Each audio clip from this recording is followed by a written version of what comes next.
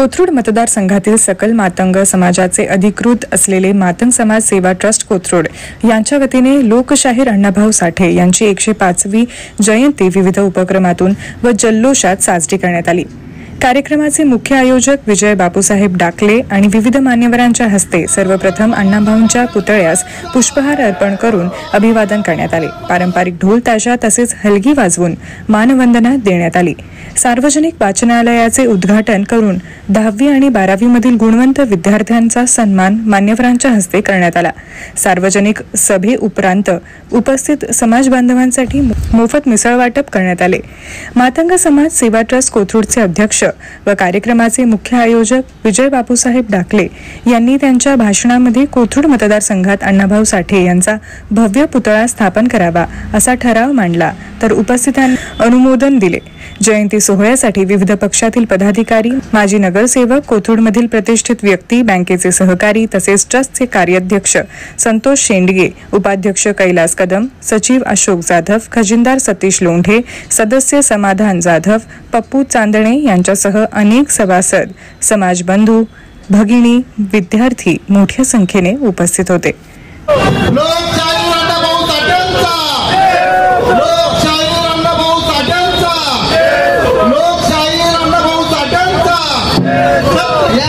कोथरूडमध्ये 40 ते 50 हजार समाज आहे। हा जरी तुम्हाला विखुरलेला दिसत असेल, तुम्हाला त्याची ताकद दिसत नसेल, पण येणाऱ्या काळात येत्या 5 वर्षात या कोथरूडमध्ये खऱ्या अर्थानं समाजाची ताकद दिसल्याशिवाय राहणार नाही। आणि हा पुतळा झाला पाहिजे असं सगळ्यांनी हात उंच करून आपण या निधन ठराव मानत आहे त्याला आपण हात उंच करून अनुमोदन द्यायचे। लोकशाहीर अण्णाभाऊ साठेंचा, लोकशाहीर अण्णाभाऊ साठेंचा, छत्रपती शिवाजी महाराज की, डॉक्टर बाबासाहेब आंबेडकरांचा, लहुजी वास्तव साळेंचा, महात्मा ज्योतिबा फुलेंचा। मातंग समाज सेवा ट्रस्ट आणि सकल मातंग समाजाच्या वतीने साहित्य रत्न लोकशाहीर अण्णाभाऊ साठे यांचं 105व्या जयंतीच्या निमित्तानं अभिवादन करण्यासाठी आज या ठिकाणी अभिवादन सभेचं आयोजन करण्यात आलं होतं। या कोथरूड नगरीतील अनेक मान्यवर असतील, संघटना प्रमुख आहेत, नगरसेवक आहेत, नगरसेवक आहेत, वेगवेगळ्या समाजाचे प्रतिनिधी आहेत। या सर्वांनी या ठिकाणी उपस्थित राहून अभिवादन केलेलं आहे। आज या ठिकाणी क्रांतिकन्या मुक्त साळे यांच्या नावानं कोथरूडमधलं पहिलं वाचनालय आपण सुरू केलेलं आहे। याचबरोबर आपण या ठिकाणी 10वी 12वी गुणवंत विद्यार्थ्यांचा सन्मान सत्कार सोहळा आयोजित केलेला आहे। हा कार्यक्रम सुद्धा या ठिकाणी मोठ्या उत्साहात पार पडलेला आहे। या ठिकाणी समाजाच्या वतीनं आलेले सर्व अभिवादक असतील, समाजबंधू असतील, यांच्यासाठी 10,000 लोकांसाठी मिसळचा कार्यक्रम चालू केला आहे। ही एकतर मिसळ नावाने आपल्या सर्वांना माहिती आहे।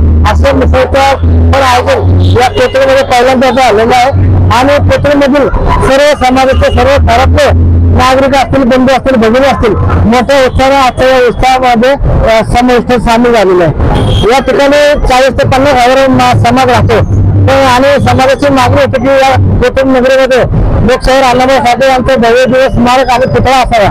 त्या दृष्टीने सर्व समाज बांधव एकत्र आलेले आहेत आणि समाजाने आपला ठराव मांडला होता की अण्णाभाऊ साठे चौकामध्ये पोहोचला लोकशाहीर अण्णाभाऊ साठे यांचा भव्य दिवस असा पुतळा आणि स्मारक झालं पाहिजे। आणि या ठरावाला सर्वांनी पाठिंबा दर्शवलेला आहे आणि मला खात्री आणि विश्वास आहे की येणाऱ्या वर्षभराच्या काळातच या ठिकाणी भव्य असं स्मारक उभं राहिल्याशिवाय राहणार नाही। जर एकंदर परिस्थिती पाहिली तर कोथरूडमध्ये 40 ते 50 हजार मातंग समाज राहतो, पण आजपर्यंत कुठल्याही कार्यकर्त्याला महापालिकेत जाण्याची संधी मिळाली नाही किंवा कुठलाही पक्ष हा एखादी जागा राखीव सोडायला तयार नाही। अशी परिस्थिती असताना जर आमच्या सर्व समाज बांधवांची तुम्हाला मतं पाहिजे असतील तर समाजाच्या कार्यकर्त्यांना सुद्धा तुम्ही निवडणुकीला तिकीट दिलं पाहिजे, अशी एक सर्व समाजातून आता मागणी होत आहे। आणि मला खात्री आहे की याची निश्चित दखल घेऊन येणाऱ्या काळात कुठल्या ना कुठल्या पक्षामध्ये आमच्या प्रत्येक समाज बांधवाला संधी मिळाल्याशिवाय राहणार नाही।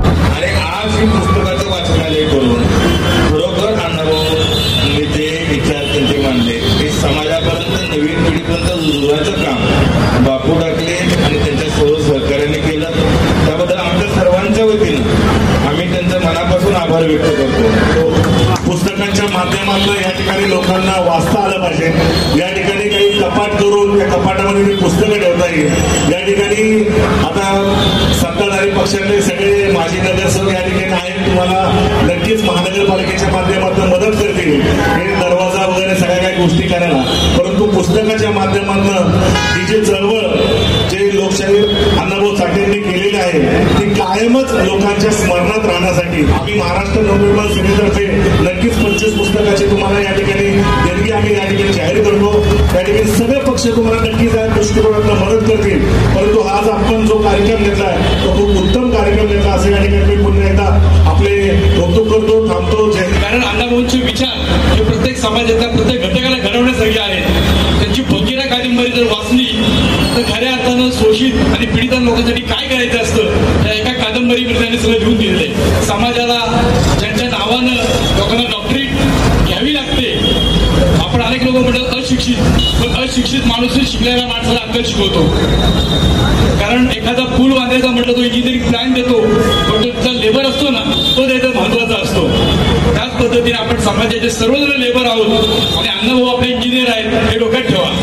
आणि ज्या पद्धतीने अण्णाभाऊंनी आपल्या समाजासाठी जे काही देणं दिलेलं आहे ते आपण समाजाच्या शेवटच्या थरापर्यंत ते आपण न्यायाच्या दिवसचं काम आपण केलं पाहिजे.